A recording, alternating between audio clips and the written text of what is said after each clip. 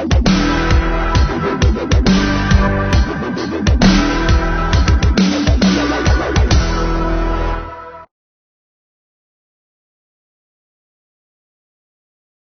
back, guys, to part 2 of this conversation with Dr. Sharon Mendoza on Cancer is a Blessing. This is Dr. Sharon's personal experience, and she is sharing with us today her testimony of how she has seen the goodness of the Lord as she was on this journey in this season of her life. I hope that you have enjoyed listening and you've learned a lot of what Dr. Sharon has been sharing with us in part 1 of this conversation. And yeah, sit back, relax, and welcome back to part 2 of Cancer is a Blessing with Dr. Sharon. I also want to urge you to go get yourself checked. October is Breast Cancer Awareness Month, and it's worth a while for you to just get yourself screened. All right. Yeah. Welcome once again. This is part 2 with Dr. Sharon Mendoza. Cancer is a Blessing. To this third surgeon, what would you feel? I think you get the sense, you even trust the surgeon, the doctor more. But I think knowing myself, I will be just in tears. And Sharon, I just admire your strength on this. So you went in for 2 hours and then you came out. Now, Yes, may I say something? So after the surgeon already, we spoke, and then immediately the oncologist again called me, and he says like this is really very important, sister, okay? Yes, what we are going to do right now, because before they're going to do the surgery, these doctors, okay, specialized doctors, they do a board meeting. Yes, they do a board meeting. They don't show the name of the patient, only the number of the patient, okay, the patient number, no names. All the results is there. All of them will discuss the procedure, the treatment management. Yes. So after they did that, my oncologist spoke to me. He says, this is what we are going to me, okay, which means removing the breast. And then we will have the chemotherapy, and then we will have the radiation. And then after that, you will have 10 years to complete your remission period. 10 years. Okay. And it's been since 2015, isn't it? Yes. Yeah, but there is a good news in that also, okay? So what happened is I went back to my surgeon, because my oncologist says, go back to your surgeon, speak to your surgeon, because he's going to do the surgery. When I went back to him, he says, my dear, I'm going to give you 3 options. Can you imagine? Okay. He respects you as a patient.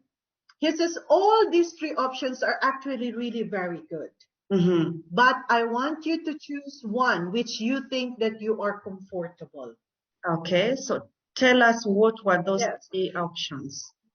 So the first option is what he calls traditional, wherein you have to remove the breast, you have to do the mastectomy, and then after that, the other treatment follows. Or the second option is we're going to do the chemotherapy to reduce the tumor. The size of the tumor.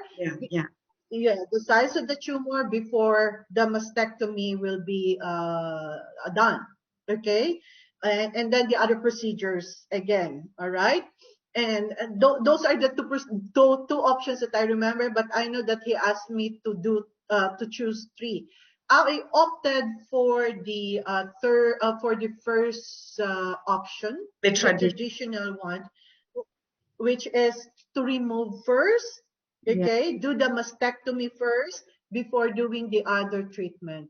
Why I decided for that? It is simply because during the time I was in pain, totally pain, that I was just so crying in front of my surgeon.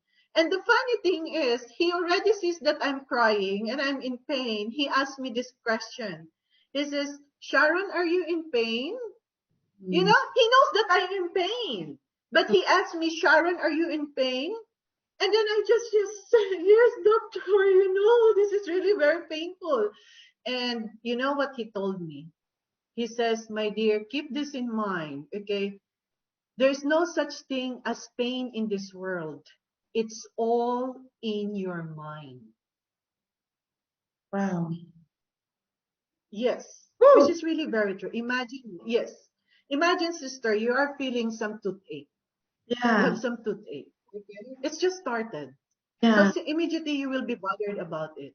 Correct? Yeah. But because the pain is already there, we human beings tend to entertain the pain. So the brain immediately says, yes, there's pain, there's pain. So the moment you entertain that there is a pain, the more it becomes more painful. Painful. Yes. But try to divert that kind of thinking, that what my oncologist says, that there is no such thing as pain, it's all in your mind. Really, Divert it. Yeah, the mind is very clever, and that's why, that's why we are told of everything we guard your mind, isn't it? Guard your mind. It's so true. It's so Yes. profound. Yes. Because also I Yes. think the more you keep thinking about it, your body also reacts towards that. Okay, True. so then True. the surgery. So then you went in and the surgery and all that. Yes. I would like for you, Sharon, to talk us through the treatment now. How did your body react? Because you mentioned you had to do. You went with the mastectomy, and then did you start with chemo or with radiation? And how did Okay. your yeah. After the mastectomy, my surgeon also removed 19 lymph nodes, Oh, because the breast is the nerves of the breast is connected to the the limbs, lymph. yeah. That explains why the first pain that I had started from my underarm and it runs to the point of my breast.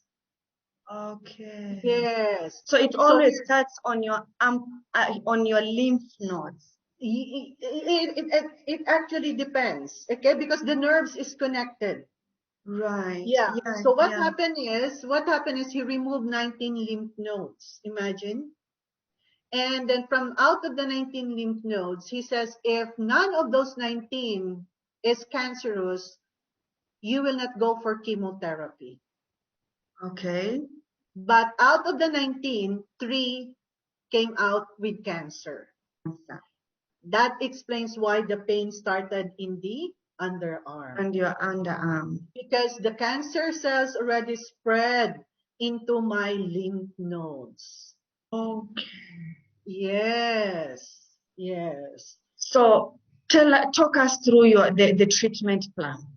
Okay. So What the did you doctor, start with now that 3 of the lymph nodes came back with they were cancerous? yes. Walk us through your treatment journey. So the next thing the next thing that I experienced was because of the chemotherapy, the traditional chemotherapy, they usually insert it here. And the side effect on that, it will burn your skin because the medicine is really very strong. Sometimes it bursts, the nerve bursts, okay? And there is what you call now by a chemo port. It's a small, like a coin, this one, okay? It is being inserted here. And this is where they usually inject the medicine for chemotherapy. Okay. No pain. Okay. No pain at all. No pain. Okay. So the thing is that I was told that you will be having 2 cycles of chemotherapy. Each cycles will have 3 sessions. Right. So I have 6 sessions. The first 3 sessions, okay, it's for me, it's like preparing your body for the next stage, for the next cycle. So I have to take 16 tablets a day before the schedule of the chemotherapy. I have to dilute 16 tablets and drink it. 16. Yeah, dilute it and drink it. What Okay, and then what medicine is that? I cannot recall because when I was having my treatment, I have so many medicines that I Okay. actually have Okay. taken. That's okay. Yes. Okay. Mm-hmm. So I took it, and by the way, it actually depends on the kind of cancer of the person has. It does not Okay. necessarily mean that one person is diagnosed of stage 3 breast cancer, the other Mm-hmm. women will have the same thing. No, it actually depends also. So It it's actually it's individual cases, isn't it? Yes, yes, Right. yes. That's Right. really very true. So in my case, it's Mm-hmm. malignant, okay, and I have to do the chemotherapy. The thing is that, okay, the chemotherapy treatment is not painful. Like I said, they would just inject it. For the Mm-hmm. whole day, I would even go to the mall. Yes, Okay. yes, I go to the mall after my chemotherapy. Then, when I feel my body started to feel pain, immediately I go back to the hotel because I know that is when the side effect starts. Right. Okay?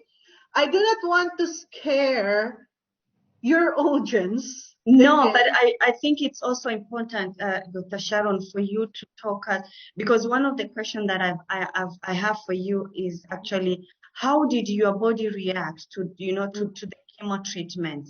Because like you said, every case is different, is dealt differently, but this is your journey, this is your experience. You will Mm. just never know who someone might stumble this or even watch it later and all that. How did your body react? Because the medication, for the chemo treatment, it's very aggressive. That's what I've had. Mm. How did your body react to it? Okay, I may say for the first 3 cycle, Mm. it's a normal reaction, just like any other cancer patients. Okay, when we started to have some body pain, okay, and then some people started to vomit also. Yes, they started to vomit, but I did not experience that because I have a medicine for that also. The thing is that I lose appetite. Okay. I do not like the smell of the food. Okay. Yes. Even if that is the favorite food I have, I no, I don't, I Okay. basically cannot eat. But I have to force because your immune system is zero. Mm. So Now, you is zero. yeah. Okay. Oh, that's a lot of information. Now, you don't have an appetite to eat, but your body is getting so much, you know, aggressive, strong medicine, chemicals in your body actually that has to, to kill the cancer, whatever Yes. is left there. Mhm. You just mentioned to me that you didn't had appetite, but you had to force yourself to, because your immune gets very weak because of the It's medication zero. It's that really it's zero. okay, it's zero. Yes. It's zero. Did you had to change your diet or did you had to change your lifestyle? What worked for you and what didn't work for you? Okay. Yes, obviously I have to change my diet. First things first, because I love meat. Okay. I love meat. You love meat? I thought Filipinas they like a lot of fish. Yes, yes, yes. But I always want to have some meat in my meal. Yes. Yes, that's Okay. really very true. So what happened is like my doctor says do not deprive yourself not to eat red meat or takes or eat some sweets, but it has a very minimal. Okay, just Okay. discipline yourself. But I also have to do my own research as well because it for me being a responsible patient, I want to Mm-hmm. share this to everyone. It does not necessarily mean that you have your doctor and you are a patient, you Mm-hmm. will give everything to them. Your treatment and your healing is a 50-50 process. 50% coming from your doctor and 50% coming from your side as a patient. Mm. Even my oncologist told me, If you do not want to help yourself, imagine this, no matter how expert we are, no matter how rich you are, you can afford to pay, okay? No matter how people around you give you the love, but if you yourself as a patient do not want to help yourself, everyone cannot do anything about it. Even the riches that you have, even the money that you have, it will not work. So that means healing and treatment is 50-50 process. So I do my own research. Before mastectomy, I read a lot of articles about it, so I know how to condition myself. Before my chemo, I read a lot of articles about it, what to do and don'ts, so I know how to prepare my body. Before the radiation, I know that it's going to burn my skin, so I already have prepared myself what to do and not to do. So be a responsible patient also. Do your share as well, because that is what you call by a self-motivation. You need to motivate yourself first things first. You do it because you wanted to cure yourself. You wanted to have a healthy life because you love yourself and you can love your family as well continuously. Correct? So for me, if you have that kind of illness, please, like I said, be responsible and do not let people see you as a sick person or a burdened person in your family. Imagine I was doing chemotherapy and radiation, but I never took a leave from my work. Wow. Yes. That is strength. That And is grace. during the time, it's not online classes, it's face to face. Yeah, 5 years ago, the world was Yes. open. Yeah. And especially during my radiation that I have to travel 28 days from Ajman to Abu Dhabi to Ajman every morning. And then in the afternoon, I rest. In the evening, I go to my duty. I teach my students in the university. That is so profound. So the patients also, they need to help themselves. You said healing and treatment is 50-50. So the patient has also their own responsibility. I want us to talk about the cost for the treatment. It's because I have read that, we've talked about that already in our conversation, about the different treatments and all that. But I want us really, to go straight on the cost. So you had 16 cycles of chemo? No, I only have six sessions, 2 cycles. You had 6 sessions. Yes. So how much would the one session be? Okay, for the first three, each session cost me approximately 3,000 dirhams during the time. Okay, 3 sessions. But on the second cycle, the last 3 sessions, each of this costs 18,000. 18,000 dirhams. Yes.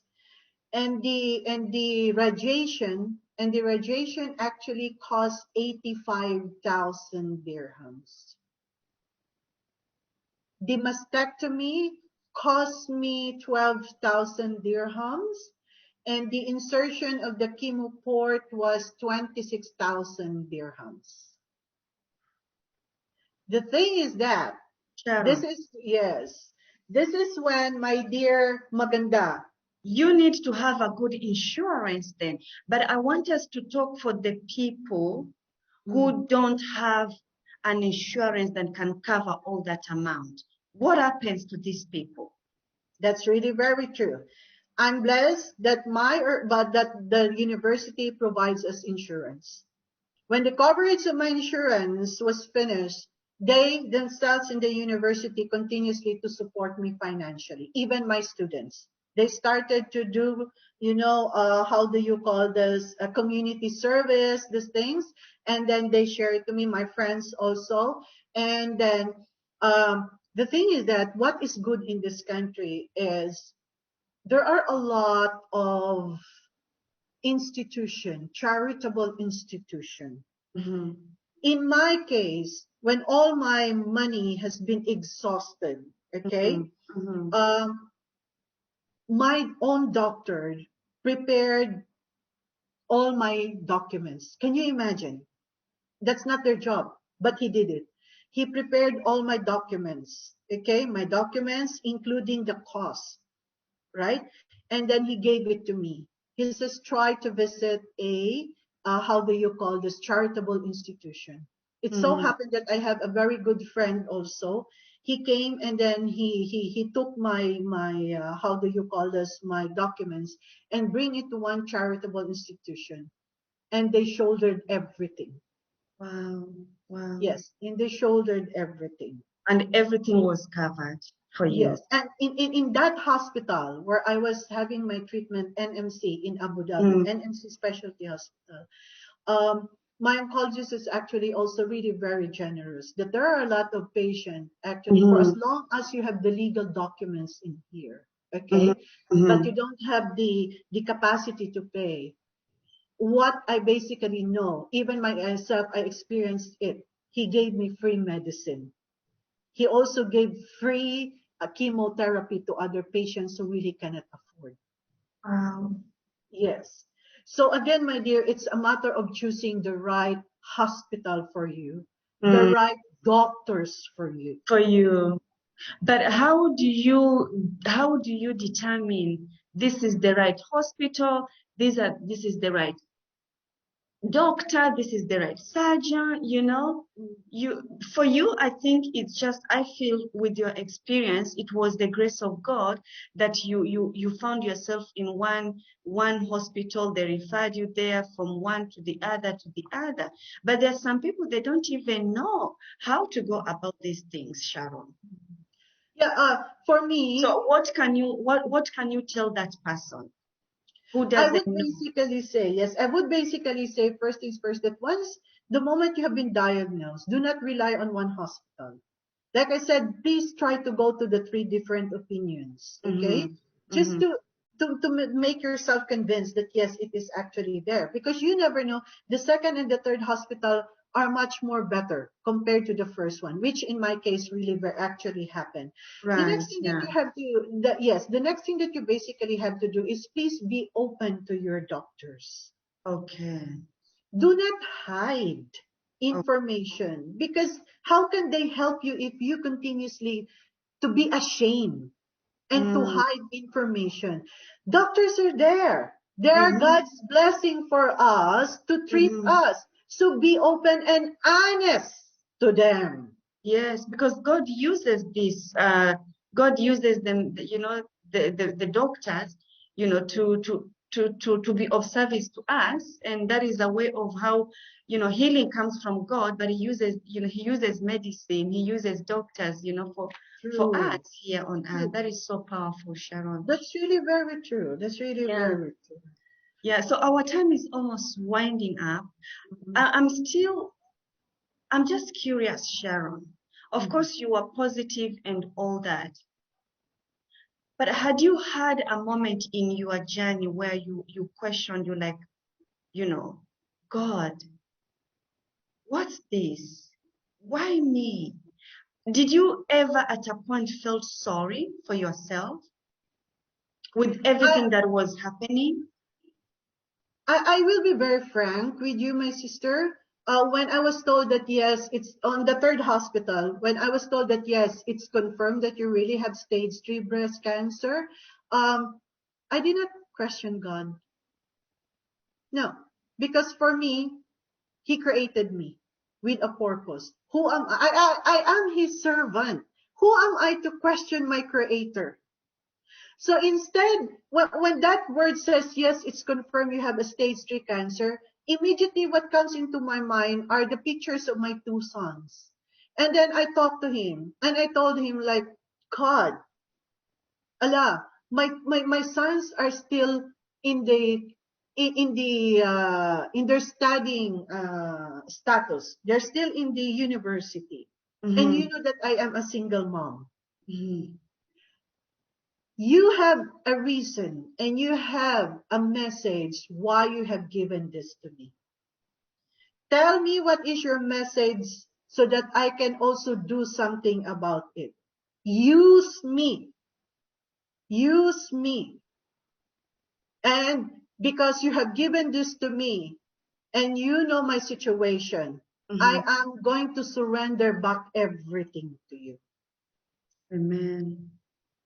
Amen. You Amen. need, for me, sister, it's all about like, you need to be humble. You need to humble down yourself to your creator. Do not question him. He knows everything about us.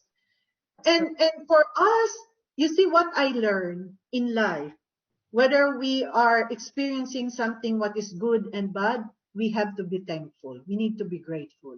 If we are in a situation that someone hurts us or love us, we still have to be thankful and grateful because all of this have messages to make us a better person. There are always lessons. Yes, yes. So humble down yourself to him. And then because he have given me the cancer, I am surrendering it back to him because he is the divine healer. He is the greatest physician. Yes, that's really very true. And that is the reason, my dear Fauza, people would be surprised when I tell them that, I only battled cancer for 8 months. They were so, what? For 8 months. 8 months? Then I said, yes, I was diagnosed October 2015. I got my mastectomy December 2015. I had my chemotherapy January until last week of June. Last week of June 2016. And then 28 days from July to first week of August 2016, I had my radiation. Okay.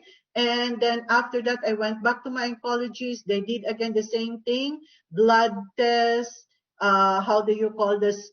CT scan, MRI, and then it came out cleared. Praise God. So when my oncologist says, my dear, congratulations, you are totally cleared. I'm like if you can just see me during the time in the What hospital, came in your like a child mind? jumping. Yeah, that's what I'm about to ask. What came in your mind when they tell you, Sharon, you are free. You are cancer free. That is when honestly I blacked out.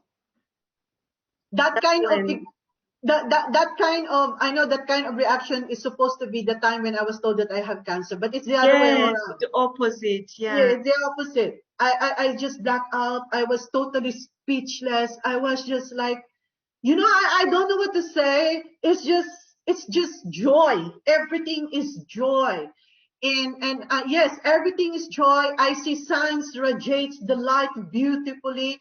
And then my surgeon, my oncologist says, Sharon, Sharon, Sharon. That is when I heard him calling my name. And that is when it sinked it into my mind that he says, you are cleared, you are now cancer free. Then I started jumping in front of him like a child.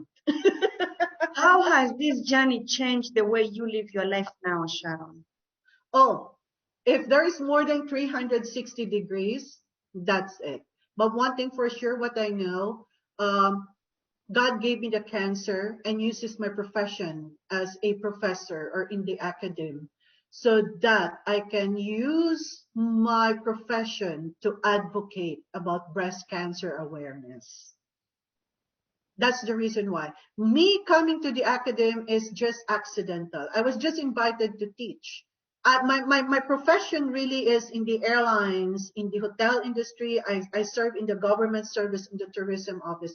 But me coming into the academy, it's all about, it's just an invitation. But now I understand why God put me in this profession because he wants to use me, okay, to advocate more about breast cancer. So since then, I started to do a lot of trainings, workshops, not only lectures, but trainings and workshop about breast cancer, specifically for the young adults. because for the information of everybody, 2 or 3 years ago, it's a rare case, but these things happens. The youngest breast cancer that we have in the world is 8 years old. 8 years old. Yes, my dear. Then there's also 10 years old. And also keep in mind that because of the lifestyle that we have as of today, a lot of people experiencing cancer is getting into the younger age as of today. Be careful. Yeah, it's interesting that you're talking about that, because there is an article that I read. I read not long ago, and there is a statistic that shows that the younger generation now, they are much more the ones who are prone, like getting cancer, than the older generation, especially in the Gulf, in the Middle East. So what do you think will be the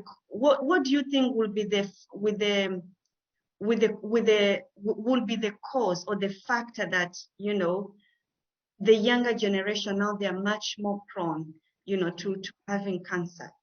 I would say, because this is based on the research literature that I actually have read, okay?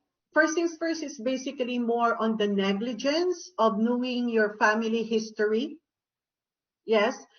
And people, because of the lifestyle, we are much too busy working, earning monies, okay? And taking care of the family that we forget ourselves. And the attitude of, the fear attitude. And there is also what we call by the mañana habits. It's a Spanish term which means tomorrow, tomorrow. You feel pain? Okay, tomorrow I will be fine. Haliwali. Yes. And then when you feel something, you will just say, oh, this is just because I played something. I do soccer or this in the gym. You ignore it. Human nature, we only go to the doctor when everything gets worse. And oftentimes, doctor cannot do anything already. Yeah, but there is, okay, now that we are talking about that, right? How would you say that people can examine themselves, especially for the breasts? Okay, I'm going to tell you the basic thing, all right? For women, for you to check your breast, you can do it anytime if you want to, but it would be nice if you do it in front of a mirror or in a shower. Okay, all you need to do is just put your hand behind your head. Okay, use the 3 fingers. Okay, and started to how do you call this? Put it here in your breast. Circular motion, farther. Move closer. Feel if there is some changes in your body. Move closer until your breast. Okay. Then also feel something in here. Okay. Because that's where your lymph nodes are, isn't it? Yes. So when you feel something, okay, when you feel something different, changes in your body, be alarmed. Okay. Be alarmed. Okay. Do not ignore. Be alarmed. Wow, Sharon, you've shared so much. You have shared so much. And I just love that you've held into your faith and to the truth of God is the healer. Even when the first doctor had given you your last days on this earth, you held on to your faith and you said, I still remember you said that, that was your motivator for you to fight this journey. That is so powerful. And my prayer for you, I pray that God will continue to use you, with your research, the activities, the awareness that you do, so that you can actually impact more women, men, girls, boys, not just here in UAE, but even in Asia, in Africa, globally. Because we'll just never know who might watch this conversation, Sharon. Oh, yeah, and please don't forget so much power of social. I love that when we can use social media, to educate, for information. It's just a powerful tool. What would be your last words to someone who is now going through chemo, cancer, radiation, what would you tell them? I would always say the word acceptance. Okay. And by the way, before I'm going to forget, men also do have breast cancers. Yes, I met a lot of people. I met men who also are survivors with breast cancer. So it's not only limited for women. Okay. Yes. Yeah. You see, also I have written a very short article, which I call it Principles. My principles, why people should not be afraid of breast cancer or any form of cancer. Okay. So let me just share my screen. All right. Oh, can you see my screen now? Yes, I can. Okay. So let me just go it. All right. So I basically have written a short article that I titled it Why You Should Not Be Afraid of the Big C or the cancer. So the first is be spiritually upright. Cancer is a blessing. Do not question God. And that's the title for this conversation, Sharon. Yes. Humble down yourself. Surrender everything to Him. Second, be courageous. Cancer is not a death. Self-motivate. Do not be affected with those stigma that cancer is a death. It's not a death. It's a matter of you being courageous, that you can basically survive. Believe in yourself. Cancer will make you bolder and beautiful. Yes, because the true essence of beauty is not something that people see you physically. It's internally. The moment you feel beautiful inside, it totally radiates outside. Even if you don't wear any expensive jewelry or makeup or wherever, people see the radiance of the beauty that you have. Because it's your heart, isn't it? True. Trust the journey. Cancer is curable. Do not give up. If finances is over, there are still other means for that. Trust your journey. You can be cured. Surround your friends, yourself with positive energy. Cancer cells die. Do not get yourself stressed, anxious, feel some pain in your heart, started to think negatively. Remove all of those. Okay, remove all of those. Eliminate all toxic people, toxic experiences that you have in your life. Remove it and have yourself surround with beautiful and positive energy. Be humble and thankful. Cancer leads to humility. Yes. So, my dear friend, I found this particular beautiful poem. Okay. So, can we read it together? Yes. What cancer cannot do. Cancer is limited. So limited. It cannot cripple love. It cannot shatter hope. It cannot corrode faith. It cannot destroy peace. It cannot kill friendship. It cannot suppress memories. It cannot silence courage. It cannot invade the soul. It cannot steal eternal life. It cannot conquer the spirit. Wow. That is what cancer is all about. Wow.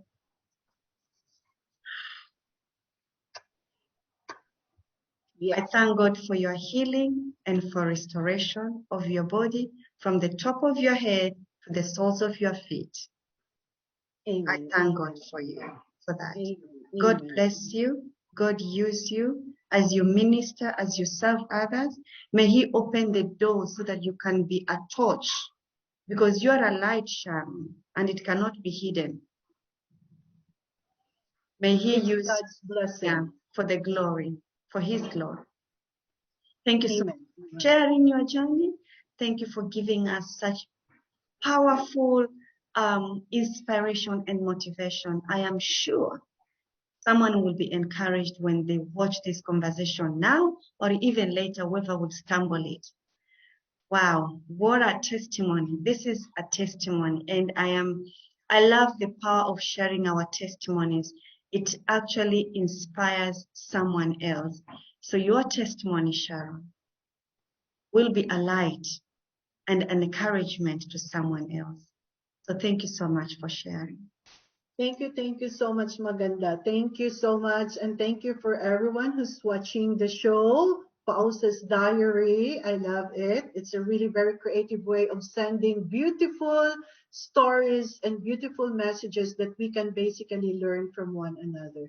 Thank you so much, my dear sister Maganda, and I love you. I love you too, Sharon. God bless you. And for you, my viewers, I want to encourage you that, as Sharon said, you know, your faith is what will be your anchor in any season of your life. Whatever you are facing, your faith, humble yourself to God, you know, and listen to your body, listen to yourself, listen to you and love you in everything, in everything. Don't forget to share this conversation. Don't forget to subscribe. If you haven't gotten a copy of my book, Transform Fear into Freedom, I want to encourage you to do so, because it's going to inspire you and encourage you also in a different way, in different seasons of your life. All right? Be safe, wash your hands, wear your mask. COVID is still here, it is still real. Let us be responsible. I will see you guys soon with another inspiring conversation just like this one. Bye for now, and I will see you guys soon.